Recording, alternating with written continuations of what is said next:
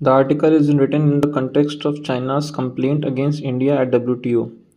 It is specifically for the production-linked incentive scheme in India, and the three specific PLIs that China opposes, especially in the EV sector. Then we will discuss about the WTO's rules when it comes to subsidies.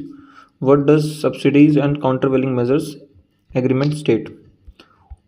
So China has filed a complaint against India, specifically against the PLI scheme for the development of advanced chemical cells for boosting the auto sector and for facilitating the production of electric vehicle.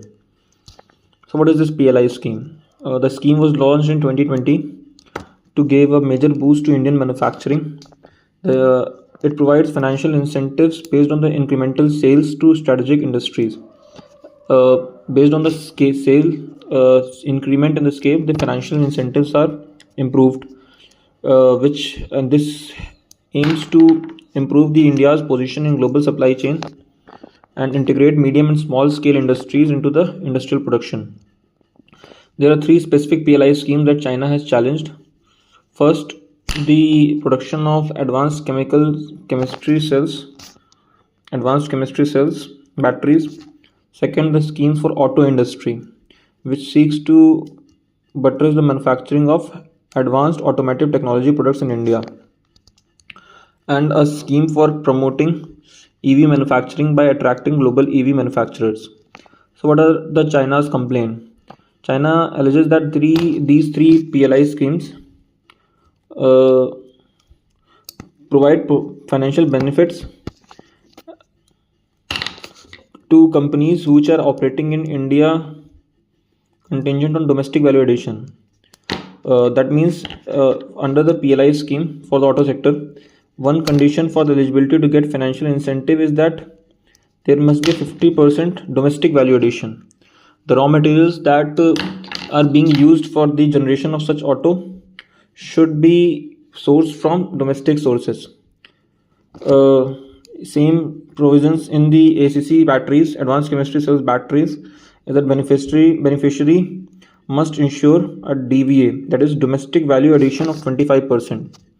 China argues that DVA requirements under these PLI incentives companies would give a competitive edge to domestic goods rather than the imported goods, which will act as a discrimination against Chinese goods in the Indian market.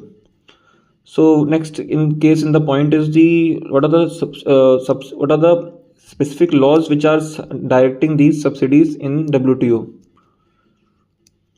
WTO law that tries to ensure that the subsidies are not jeopardizing the international trade of other countries and not creating any unfair competition. Such unfair competition may arise from the subsidies that confer an artificial advantage on industries for exporting and competing with the imported products. Such grant of industrial subsidies is regulated by SCM, Subsidies and Countervailing Measures of WTO.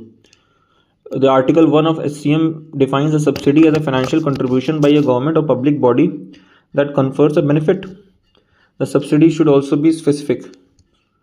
Actually, the SCM divides subsidies into three categories. First, prohibited subsidies, actionable subsidies, and third, non-actionable subsidies.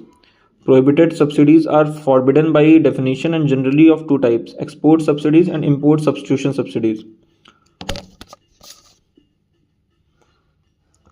Export subsidies are contingent on export performance, and import substitution subsidies refer to subsidies contingent upon the use of domestic goods over the imported goods.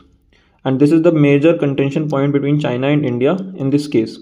Thus, if a country promises a financial contribution to a specific industry on the condition that it should use global goods, domestic goods, or goods produced locally rather than imported goods, it would constitute a prohibited subsidy. So next question is, does this import substitution subsidies violate the other laws?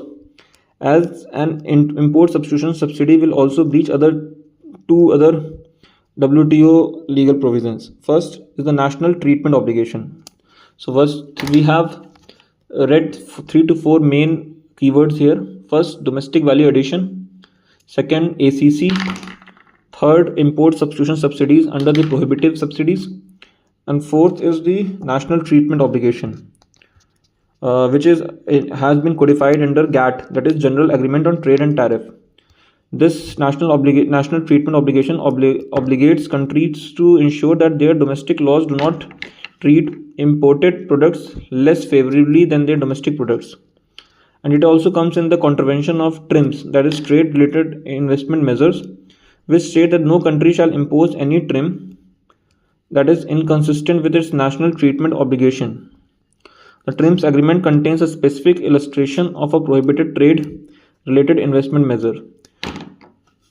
This illustration pertains to local content requirements, which incentivize the use of domestically produced goods. Since an import substitution subsidy gives preference to domestic over foreign goods, it constitutes a prescribed trim under WTO law. China has alleged that 3 PLI schemes are import substitution subsidies. However, it is critical to note that DVA milestones in the India's PLI sector do not automatically translate to local content requirement. Value addition at the domestic level can occur in multiple ways, not just in the local content requirement way. The analysis of DVA component in these PLI sector must consider a complex set of facts. What happens next? The first step in resolving a dispute is through consultation. Thus, India and China will try to resolve this amicably. But if it does not occur, then dispute will be proceeded to adjudication panel of WTO. WTO's appellate mechanism, the appellate body has remained incapacitated since 2019. Thus, if the WTO's panel decision is appealed, it would mean postponing the adjudication of the dispute till the time appellate body is resurrected.